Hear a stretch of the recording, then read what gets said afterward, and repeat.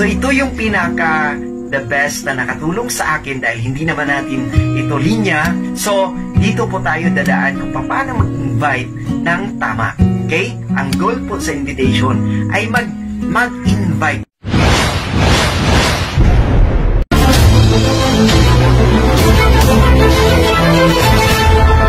So hi guys, good morning, and this is once again Coach Arnold. So andito na po tayo sa ating video tutorial for inviting. So how to become a professional sa pag-invite ng iba't ibang klase or ugali ng mga tao. Okay? So balik po tayo doon sa iyong tinatawag na sort out ng mga prospects or prospect list mo. Okay? So, sa lahat doon, kapag ikaw ay nag-approach doon sa iyong mga prospect, online man o offline, okay? Huwag muna talagang idiretso na magbigkas ka o mag-approach ka ng all about sa business, sa products, okay? Sa negosyo, no? So, huwag muna na mayroong halaga na ganito, pwede silang sumali. So, huwag muna talaga. So, huwag muna magbilog-bilog, huwag muna magpapaliwanag, huwag muna. So, ang gagawin mo, ang pinakaunang dapat mong gawin sa pag-invite ay kailangan mo munang malaman kung ano background nila. Okay? So, kumustahin mo muna para malaman at ma-assess mo sila. Kailangan i-assess mo muna.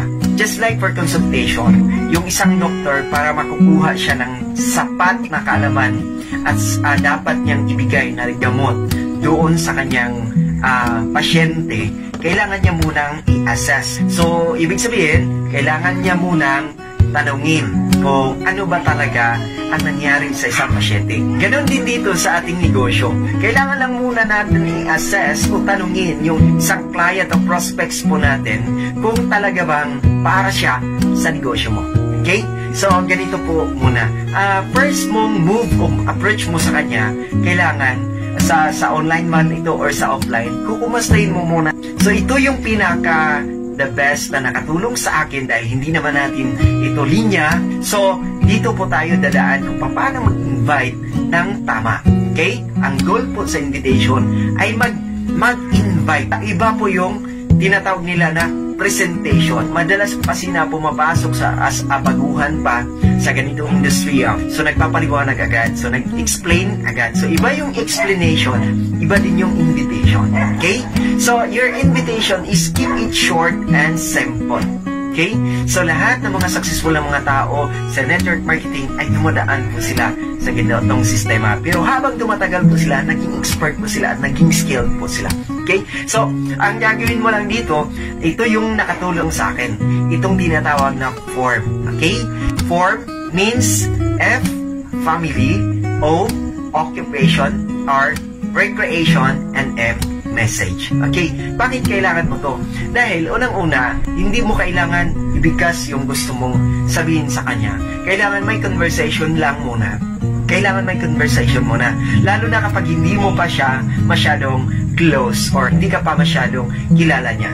Okay? Lalo na sa online. So, unang-una, kumustahin mo muna yung family niya. Okay? Kumustahin yung family, kumusta yung health nila, okay lang ba sila, ilan sila sa buong family nila, yung husband niya, yung kalusugan ng husband niya, kumusta yung kalusugan niya, kalusugan ng mga anak, ilan yung mga anak niya, ilan yung babae, ilan yung mga lalaki. Yun po, ma-assess mo sila kung may problema sila sa health. Okay? Pangalawa, sa occupation. Okay? Kailangan ko kumustahin mo muna, satisfied ba siya sa kanyang present na trabaho? Okay? Hindi masungit yung kanyang boss. May trabaho ba yung husband niya? May trabaho na ba yung mga anak niya? Okay? So, na-satisfied ba sila sa araw-araw nilang resulta sa kanilang trabaho? No? So, doon mo makikita kung may problema ba sila sa occupation or sa ginagawa nila. Okay? Pangatlo, recreation. Okay? Like for example, walang-wala silang trabaho. So, anong ginagawa? Okay, recreation. So, ano yung pinakagusto nilang gagawin para masatisfied po sila? Okay? So, yun po, ano yung mga madalas nila na ginagawa. So, at saka, habang walang trabaho, hindi sila satisfied sa kanilang work, ano yung pinaka ginagawa nila? Okay? So, then, pang-apat, ito na. Pag ma-assess mo na dito sa tatlo, so like for example, may sakit sa kalusugan, okay? O madalas ngayon, sa panahon ngayon, ay walang trabaho o kulang ang kita, masungit si boss. Yun po ang mga problema. So, na-assess mo na. So, dahil dyan, nakita mo na yung pinaka-problema nila. So, ito yung message mo. Maging flexible ka lang sa pagbigay mo ng message. So, dito ka na makapasok. May points ka na doon. Ito yung message mo. At tamang-tama. So, wala palang trabaho si Mr. O kulang yung kita mo. So, baka may purpose si Lord. Bakit tayo nagka-communicate dito? Susubukan mo itong nakita ko. May nakita ako na napakaganda na kumpanya, pero ang daming natulungan na nito. Okay? So, baka makatulong ito sa'yo. Panoorin mo itong video na to. So, i-invite mo lang siya doon sa video. Okay? So, i-invite mo lang siya doon sa presentation. Like, for example, sa online. So, isend mo lang yung video link na binigay sa'yo ng upline mo. Para si upline naman ang magpapaliwanag doon sa video. Okay? So, hindi na ikaw magpapaliwanag. Pangalawa, kapag ina-invite mo siya through offline, okay?